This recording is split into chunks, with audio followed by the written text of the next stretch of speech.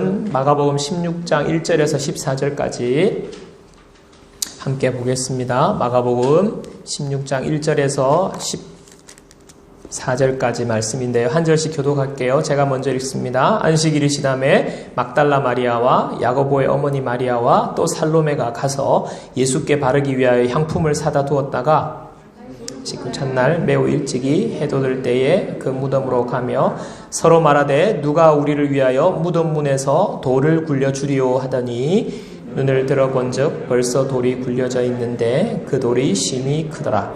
무덤에 들어가서 흰옷을 입은 한 청년이 우편에 앉은 것을 보고 놀라매 청년이 이르되 놀라지 말라. 너희가 십자가에 못 박히신 나사렛 예수를 찾는구나. 그가 살아나셨고 여기 계시지 아니하니라. 보라, 그를 두었던 곳이니라. 가서 그의 제자들과 베드로에게 이르기를 예수께서 너희보다 먼저 갈릴리로 가시나니 전에 너희에게 말씀하신 대로 너희가 거기서 배우리라 하라 하는지라. 여자들이 몹시 놀라 떨며 나와 무덤에서 도망하고 무서워하여 아무에게 아무 말도 하지 못하더라. 예수께서 안식 후 첫날 이른 아침에 살아나신 후 전에 7 귀신을 쫓아내어 주신 막달라 마리아에게 먼저 보이시니 마리아가 가서 예수와 함께하던 사람들이 슬퍼하며 울고 있는 중에 이 일을 알리매 그들은 예수께서 살아나셨다 하는 것과 마리아에게 보이셨다는 것을 듣고도 믿지 아니하니라. 그 후에 그들 중 2사람이 걸어서 시골로 갈 때에 예수께서 다른 모양으로 그들에게 나타나시니 2사람이 가서 남은 제자들에게 알렸으되 역시 믿지 아니하니라.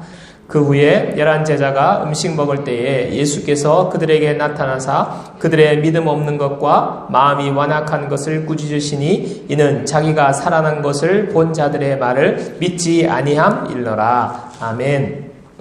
네, 오늘 부활신앙으로 삽시다 라는 제목으로 말씀 전하겠습니다.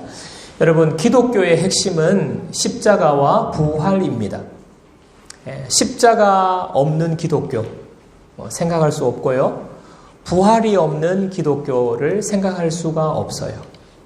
그래서 기독교에서 십자가와 부활이 빠지면 기독교는 사라집니다.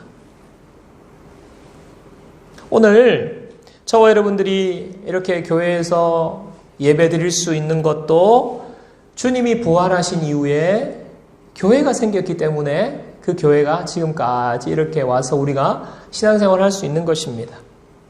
우리가 예수님 믿고 함께 예배드리고 함께 믿음을 가지고 살 수 있는 신앙생활의 뿌리, 그 뿌리에 바로 부활신앙이 있는 것입니다.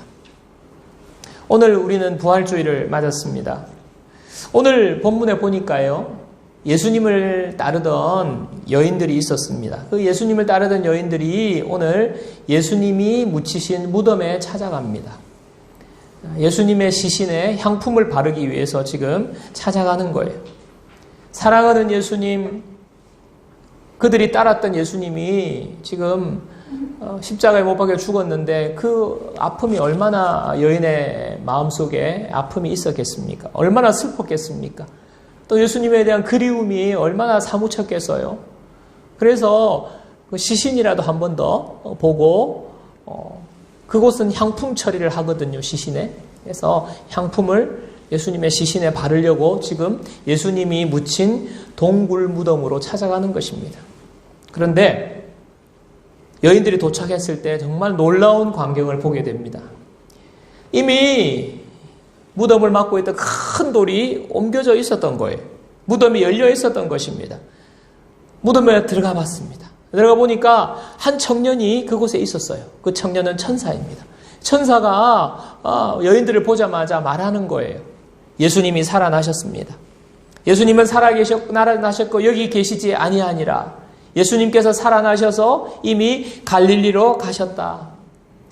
전에 너희에게 말씀하신 대로 예수님이 갈릴리로 가셨고 너희들이 갈릴리로 가서 예수님을 배울 것이다 라고 지금 천사가 이야기하는 것입니다. 빈 무덤을 보았고요. 예수님이 부활하셨다는 소식을 이 여인이 듣게 된 것입니다. 여러분, 예수님의 부활은요, 목격자가 있고요, 천사의 증언이 있습니다.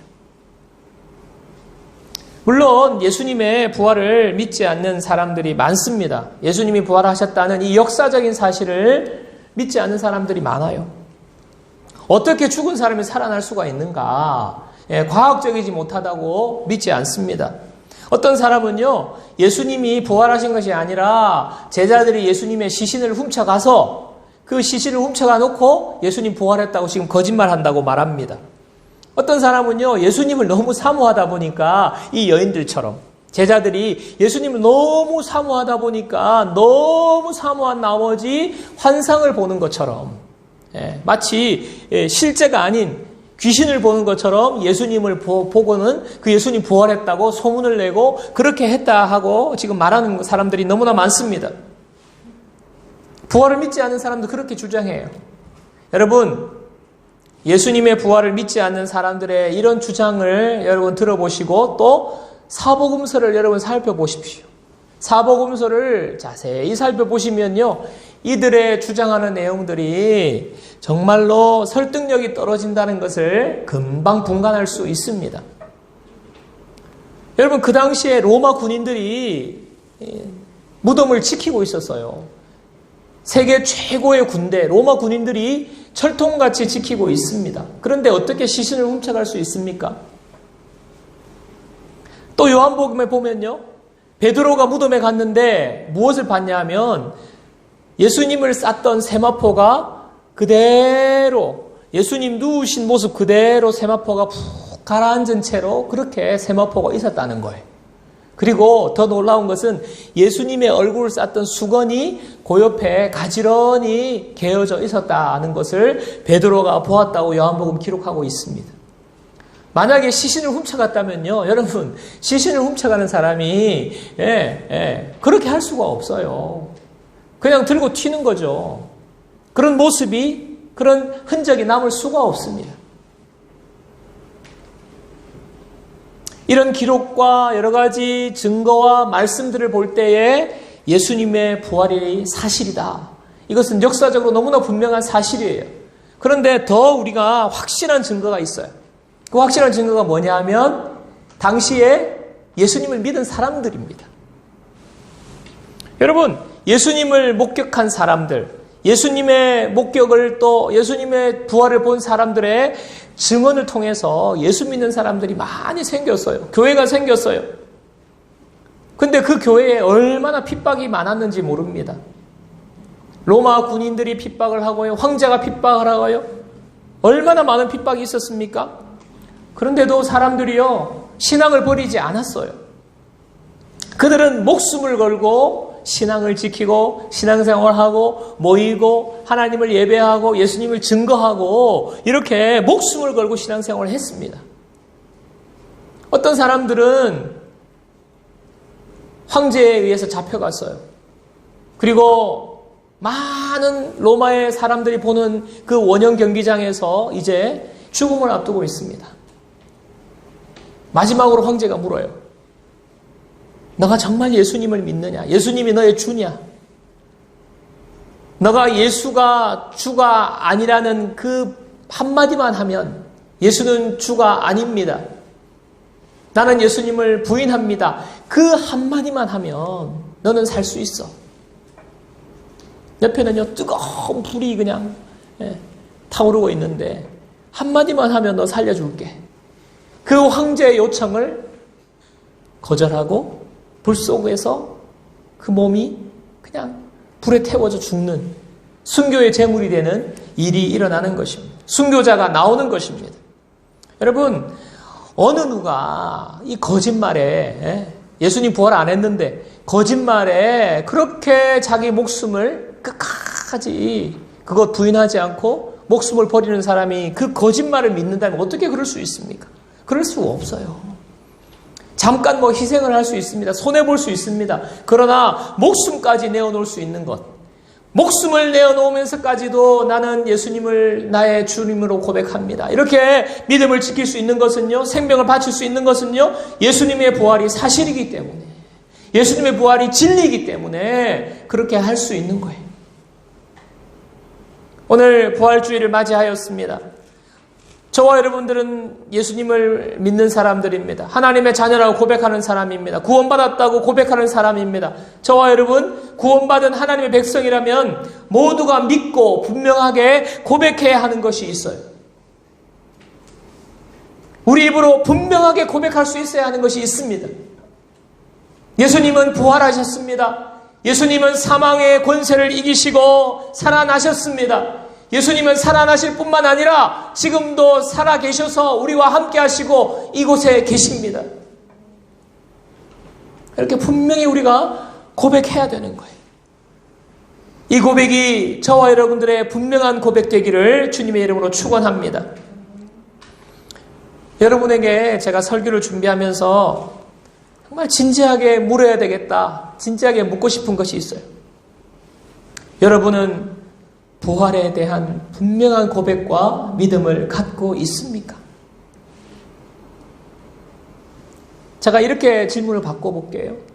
혹시 여러분들이 어려서부터 신앙생활, 저 같은 경우 이제 모태신앙이니까 어려서부터 신앙생활 하면서 그냥 예수님 부활하셨다는 소식을, 이야기를 절기 때마다 듣고 이렇게 하다 보니까 이것이 좀 나에게 거부감이 없는 상태, 이 거부감이 없는 상태를 여러분들이 믿고 있는 것으로 그냥 착각하고 있는 건 아닌지 한번 생각해 보기를 원합니다. 또 종교적인 문화이기 때문에, 종교적인 문화이기 때문에, 절기이기 때문에 그렇게 고백하는 것은 아닌지 제가 여러분에게 묻고 싶어요. 오늘 말씀해 보니까 특별히 반복해서 등장하는 말씀이 있습니다. 마가복음 16장 11절에 보면요, 그들은 예수께서 살아나셨다는 것과 마리아에게 보이셨다는 것을 듣고도 믿지 아니하니라. 13절도요. 두 사람이 가서 남은 제자들에게 알렸으되 역시 믿지 아니하니라. 14절에도 그 후에 11제자가 음식 먹을 때에 예수께서 그들에게 나타나사 그들의 믿음 없는 것과 마음이 완악한 것을 꾸짖으시니 이는 자기가 살아난 것을 본 자들의 말을 믿지 아니함일러라. 믿지 아니한다는 말을 3번이나 반복하고 있어요. 예수님께서 이렇게 꾸짖으시고 책망하시는 것이 무엇입니까? 부활의 목격담을 믿지 않는다는 거예요. 부활을 믿지 않는다는 것입니다. 여러분, 부활의 사실이 엄연히 존재하는 것과 내가 믿지 않는 것은 여러분 차이가 큰 거예요. 믿는 것은 차이가 큰 거예요. 부활에 대해서 많이 들어서 알고 있는 것, 그래서 거부감이 없는 것, 그것과 내가 부활을 믿음으로 받아들이고 믿고 있는 것은 다른 것입니다. 우리가 작년에도 부활주의를 보냈고요. 올해도 지금 부활주의를 맞이하고 있습니다. 예수님 부활하셨습니다. 맞습니다. 알아요. 제가 알고 있습니다. 이렇게 대답하는 것으로 끝날 수 있는가? 여러분, 성경에 보면 부활을 믿은 사람들은요, 반드시 그 증거가 나타났어요. 그게 뭐냐면요, 부활을 믿는다고 고백하고 부활을 믿는 사람들은 그들의 삶의 부활의 능력이 나타났어요. 부활을 믿는 삶에 어떤 영향력이 나타났어요. 변화가 나타났어요.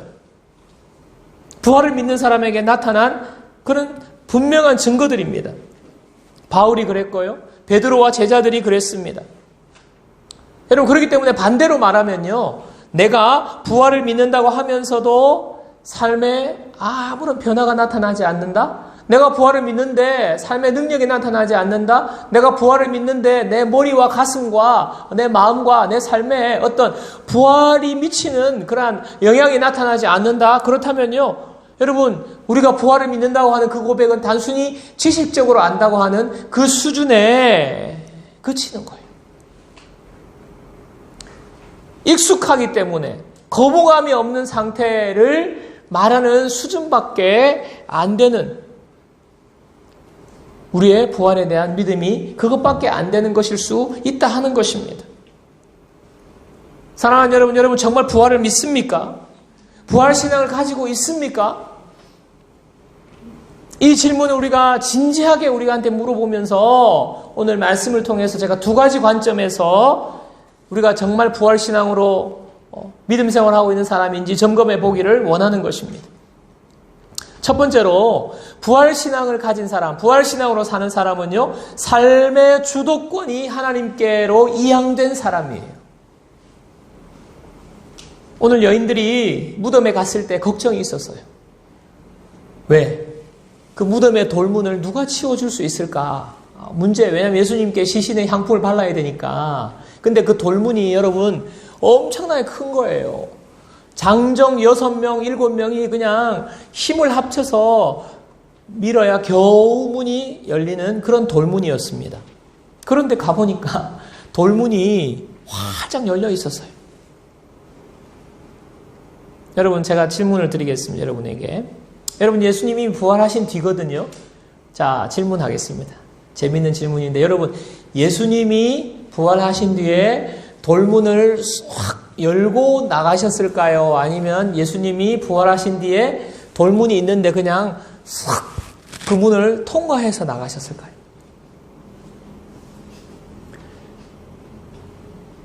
정답은 바로 알 수가 없다입니다. 예수님은요, 문을 열고 나가실 수도 있고 돌문을 쓱 통과해서 나가실 수도 있는 부활의 몸으로 부활하셨거든요. 그런데 우리가 중요한 것은 여기서 우리가 중요하게 확실하게 우리가 볼 수 있는 것은 그 돌문이 열려 있었다는 것입니다. 여러분, 이것은 예수님 부활하셨고 그래서 무덤이 비어 있다는 것을 우리에게 보여주시기 위해서 하나님이 이렇게 돌문을 열어놓으신 거예요. 무덤 문을 열어놓으신 거예요. 예수님이 부활하셨다. 이 사실을 알려주시기 위해서. 그런데 이 일을 누가 하셨습니까? 이 일은 하나님이 다 하신 거예요. 예수님을 부활시키신 것도 분도 하나님이시고 돌문을 열어놓으셔서 우리에게 예수님이 부활하셨고 무덤은 비었다. 너희 눈으로 확인해 보아라. 라고 하신 것도 바로 하나님이 하신 거예요. 모든 것은 하나님이 다 하시는 거예요. 여러분, 예수님의 부활에 인간의 힘, 인간의 노력, 인간의 도움이 들어간 것이 하나도 없습니다. 예수님께서도 말씀하셨어요. 내가 십자가에 죽고 사흘 만에 부활할 거야. 예수님의 말씀이 오늘 이루어진 거예요. 하나님의 약속은 이루어집니다. 하나님의 말씀이 이루어집니다. 우리의 모든 삶에, 인류의 모든 역사 가운데 하나님의 말씀이 이루어지는 거예요. 하나님의 뜻대로 되는 거예요. 여러분, 우리를 구원해 주시는 것, 우리의 생명을 살려주시는 것, 구원과 생명과 관련된 모든 것은 하나님이 다 하신다는 것을 오늘 우리에게 빈 무덤을 통해서 하나님이 보여주시는 거예요. 여러분, 그렇다면 여러분, 다른 것 말할 것 없어요. 다른 것은 말할 것도 없어요. 여러분, 죽음을 이기시고 생명을 살리시는 하나님께서 무슨 일을 못 하시겠어요? 하나님의 주권대로 모든 삶이 그렇게 가는 거예요. 베드로가 예수님 따라다니면서 제가 예수님을 위해서 목숨을 버리겠습니다. 그랬을 때 예수님이 너가 다 굴기 전에 3번 나를 부인할 거야. 말씀하셨어요. 여러분, 베드로의 그 헌신과 결단과 고백 빈말입니까? 저는 아니라고 생각해요. 베드로는 그 당시에 정말 예수님을 위해서 목숨을 버릴 각오가 되어 있었어요. 그런데 어린 계집아이 하나가 베드로에게 물었어요. 그 한마디 질문에 베드로가 그냥 와르르 무너진 거예요. 주님 배반한 거예요. 부활하신 주님이 베드로 찾아오셨습니다. 그래서 숯불을 피워놓고요, 생선을 구워주시면서 베드로에게 묻습니다. 베드로야, 네가 나를 사랑하느냐? 그때 베드로의 대답이 무엇입니까? 예전 같으면요, 아이고 그럼요 주님, 무슨 말씀을, 제 마음을 모르십니까? 제가 예수님을 위해서 목숨이 10개면 10개를 다 바칠 수 있습니다. 아마 예전 같으면 그렇게 대답했을 거예요. 그런데 그가 뭐라고 말합니까? 주님, 내가 주님을 사랑하는지 주님이 아십니다. 변화가 되었어요. 대답이 바뀌었어요. 부활의 주님을 만나기 전에 자기의 힘과 자기의 능력과 자기의 뜻과 자기의 의지대로 다 할 수 있다고 생각하고 다 하겠다고 다짐했던 그 마음이 부활의 주님을 만나고 나서는 바뀐 거예요. 어떻게 해요? 주님이 내 삶의 주관자시구나. 주님이 나를 인도하시는구나. 내 인생이 주님 앞에 있구나. 내 결단과 내 의지와 내 뜻대로 되는 것이 아니라 내 삶의 주권은 주님이 가지고 있구나. 주님이 나를 이끄시는구나. 생명의 주인이 하나님이시구나. 그가 깨닫게 된 거예요. 모든 주권이 하나님께 있구나. 죽은 자를 살리시는 분, 그 하나님이 모든 삶의 주관자이시구나 라는 것을 깨닫게 된 거예요. 그러니까 베드로가 생각이 바뀌고 삶이 바뀌고 그 고백이 바뀌는 것입니다. 여러분, 우리 삶의 주인이 누구입니까?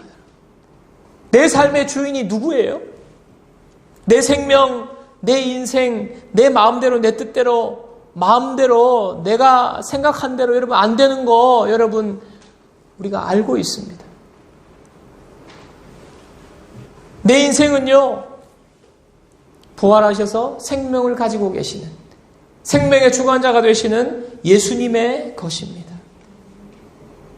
그렇다면 내 가정은요, 나의 사업장은요, 이 나라는요, 온 세계 열방은요, 이 온 우주의 주관자는 바로 예수님이세요.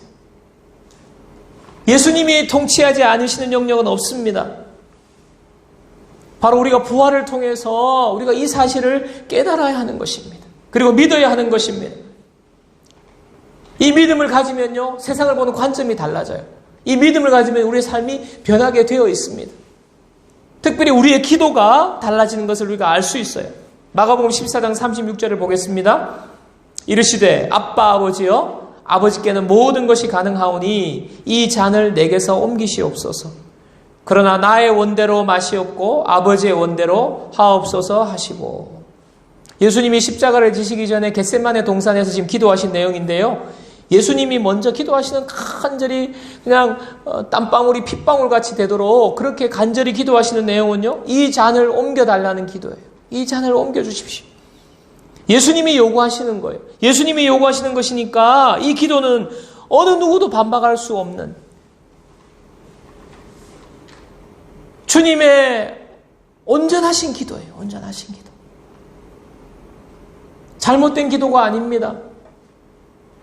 그런데 주님은 그렇게 밤새 기도하시다가 마지막에 기도가 바뀌어요. 어떻게 바뀝니까?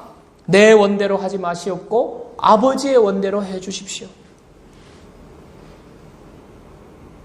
내가 간절히 원하는 것, 정말 이렇게 될 수 있는 것, 그러나 그것이 내 원대로가 아니라 아버지의 원인대로 이루어지기를 원합니다. 하나님의 뜻이 이루어지기를 원합니다. 예수님 당신의 미래를, 예수님 자신의 삶을 하나님께 맡긴 거예요. 주권이 완전히 하나님께로 넘어가는 것입니다. 여러분, 우리가 우리 삶을 돌아보면서 또 우리가 하는 기도를 보면서 아직도 내가 주인 되어서 행하는 일, 내가 주인이 되어서 하는 기도가 없는지 점검하기를 원합니다. 여러분, 그거 반드시 우리가 점검해야 돼요. 근데 우리는요, 정말 주님을 위해서 한다고 합니다. 하나님의 나라를 위해서 헌신하고 기도한다고 합니다. 나를 위해서 하나님, 나를 위해서 그렇게 말하는 사람은 잘 없어요. 그런데 잘못하면 우리가 나도 모르는 사이에 내 열심과 내 헌신과 내 생각으로 가능하다는 생각 가운데 우리가 신앙생활을 하다 보면 부활하시기 전에 예수님 부활하신 예수님을 만나기 전에 베드로가 결단하고 베드로가 헌신하고 베드로가 모든 내 목숨도 바치겠다고 했던 그 수준에 머무를 수가 있는 거예요.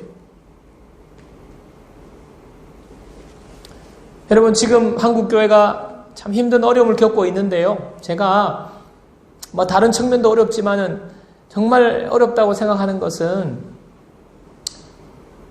교회가 세상을 걱정하는 것이 아니라 세상이 교회를 걱정을 해요.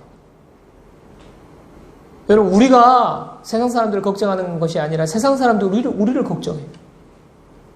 참 안타까운 것입니다. 교회는 앞으로 더 복음을 전하고 하나님의 사랑을 전하고 특별히 우리 교회 같은 개척교회는요, 더 적극적으로 전도하고 복음 전하고 예수님 믿으라고 하고 우리 교회에 가자고 하고 이렇게 해야 되는데, 과연 세상이 교회를 걱정하는 지금 이런 세상 속에서 그 사람들이 우리의 말을 들으려고 할까? 그 사람들이 우리가 전하는 예수님에 대해서 진지하게 받아들이려고 할까 하는 걱정이 되는 거예요. 그래서 교회까지 오려고 할까? 회의감이 드는 거예요. 이것이 정말 믿음이 없기 때문에 제가 이렇게 느끼고 있는 걸까요, 여러분? 여러분, 우리 전도 대상자들의 눈에 비친 교회를 한번 보세요.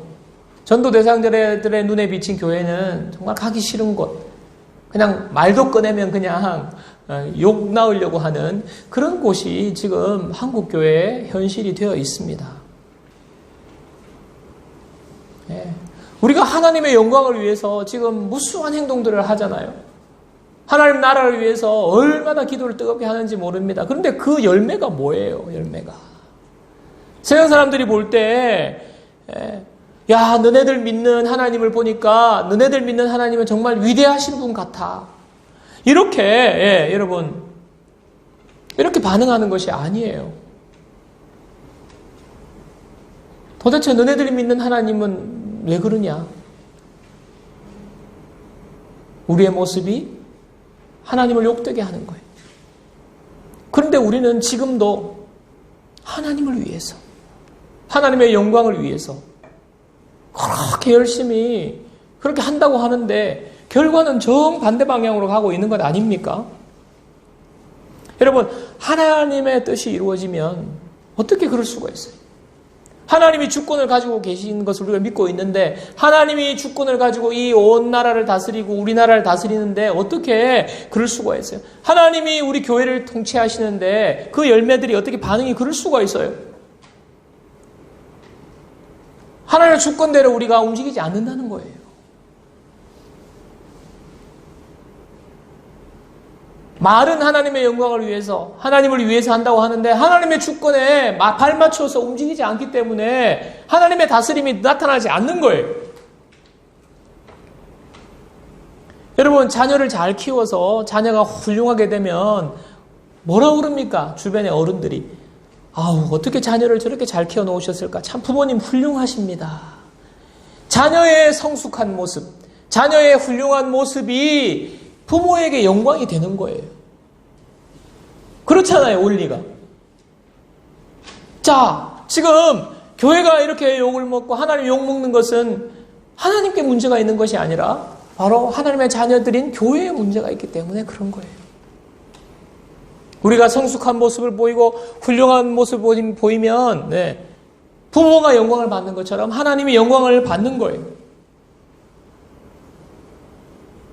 여러분, 부활신앙을 믿는다는 것은요, 부활신앙으로 살아간다는 것은요, 주권이 하나님께 있음을 인정하고 모든 것이 하나님의 뜻 가운데 있다는 것을 믿고 우리가 하나님의 주권에, 하나님의 통치에 우리가 굴복하면서 그 주권을 따라서 살아가는 거예요.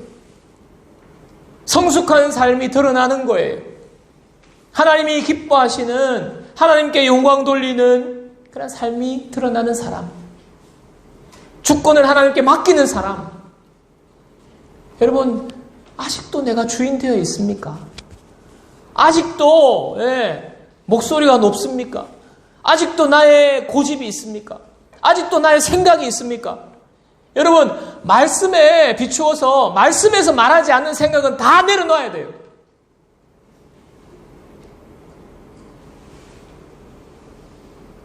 우리의 심령이, 우리의 삶이 하나님의 주권 앞에 굴복하는 그런 신앙이 부활신앙인 줄로 믿습니다.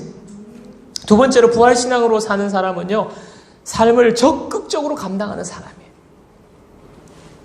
오늘 여인들이 천사들로부터 예수님이 부활하시다는 소식을 들었습니다. 이 소식을 들은 직후의 반응을 보십시오. 마가복음 16장 8절인데요. 여자들이 몹시 놀라 떨며 나와 무덤에서 도망하고 무서워하여 아무에게 아무 말도 하지 못하더라. 부활의 소식을 들었는데 놀라고 떨고 도망가고 무서워하고 아무 말도 못하는 멘붕 상태의 지금 모습을 말하고 있는데, 그런데 이 여인 중에 막달라 마리아라는 여인이 있었는데요. 이 여인이 여러분 그 9절에 보면 이제 예수님이 이 막달라 마리아를 만나요. 부활하신 예수님을 이제 직접 만납니다. 이렇게 만난 뒤에 그 후에 어떻게 되는지를 보세요. 자, 마가복음 16장 10절의 말씀인데요. 마리아가 가서 예수와 함께하던 사람들이 슬퍼하며 울고 있는 중에 이 일을 알리매. 자, 이 변화를 지금 여러분 찾아내셨어요? 막달라 마리아가 떨며 무서워하며 도망가고 아무 말도 못했던 이 여인이 부활의 주님을 만나자마자 놀라고 떨고 도망가고 무서워하고 아무 말도 못하는 여인이 아니라 뭐예요? 또 다른 떨고 있는 제자들에게 찾아가서 이 소식을 알리는 사람으로 바뀐 거예요. 여러분, 부활의 주님을 만나면 이런 놀라운 변화가 일어납니다. 여러분, 우리가 살아가면서 놀라고 살떨리는 일을 만날 때가 있어요. 근데 잠깐 당황할 수 있어요.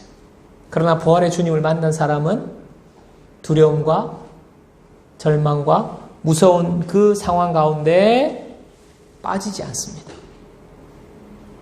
금방 정신을 차리는 거예요. 여러분, 부활의 주님을 만난 사람은요, 때로는 힘겨운 일을 만나고, 때로는 그냥 놀랄 일을 만나고, 정말 억울한 일을 만나고, 화나는 일을 만나고, 사기를 당하고, 어려운 일을 당하고, 그냥 하늘이 무너지는 일을 당했을 때에 잠깐 주춤할 수 있어요. 잠깐 흔들릴 수 있어요. 그러나 부활의 주님을 만난 사람은요, 다시 일어나서 쉽게 회피하거나 도망가거나 하지 않습니다. 부활의 주님을 만난 사람은 자기에게 주어진 삶을 적극적으로, 긍정적으로 받으면서 삶을 사는 거예요. 여러분, 왜 그런지 아십니까? 왜 부활의 주님을 만난 사람에게 이런 능력이 나타나는지 아십니까? 부활의 주님을 만나면요, 영안이 열리기 때문에 그래요. 영안이. 사망을 이기신 주님, 죽음조차 이기신 주님을 우리가 만나게 되면요, 우리의 영적인 눈이 뜨이는 거예요. 죽음을 이기신 주님이 나에게 말씀하시기 때문에 염려하지 말라, 두려워하지 말라 말씀하시기 때문에 영안이 열리게 되는 거예요. 우리의 눈은 세상에 갇혀 있어요. 세상에 보이는 것만 보고 세상에 보이는 것으로 판단하던 그 시각의 눈이 열리는 것입니다. 그리고 많은 사람들이 어려운 일을 만나고 힘든 일을 만나면요, 아이고 죽었다, 아이고 죽겠구나, 이제 끝이구나, 나는 끝났어, 이미 이 정도 되면 끝났어, 뭐야 내 삶이 왜 이럴까 막 하면서 절망하면서 낙담하면서 세상 사람들은 뜻대로 되는 게 없네. 세상 사람들은 그렇게 말해요. 그럴 수밖에 없어요. 왜냐하면 그들의 눈으로 보이는, 내 육적인 눈에 보이는 그것이 전부 다이기 때문에 그래요. 죽음이 끝이기 때문에 그래요. 죽음보다 강한 것이 없다고 생각하기 때문에 그래요. 그런데 부활의 주님을 만난 사람은 눈이 열리는 거예요. 끝난 것처럼 보이는 이 상황이 끝이 아니구나. 죽었다고 생각됐는데 살아나는구나. 소망이 생기고 희망이 생기고 자신감이 생기게 되어 있어요. 어려운 일을 만나고 감당하기 힘든 일을 만날지라도 다시 부활할 부활의 주님, 부활의 주님의 능력이 내 속에 있기 때문에, 내가 부활의 주님을 보았기 때문에, 만났기 때문에 부활의 능력 가운데 다시 일어나는 것입니다. 여러분, 부활신앙은 그래서 능력이 되는 거예요. 부활을 확실히 믿는 사람은 그 삶에 능력이 나타나게 되어 있습니다.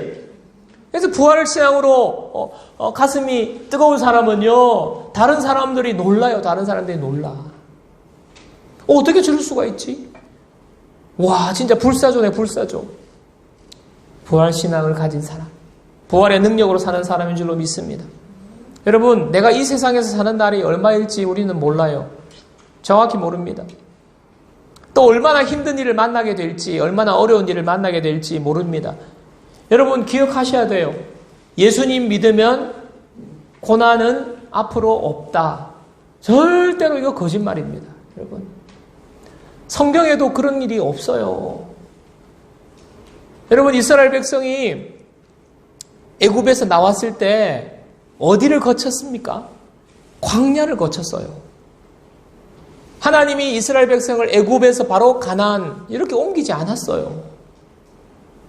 그래서 예수님 믿으면 만사형통입니다. 이렇게 말하는 것은 복음이 아닙니다.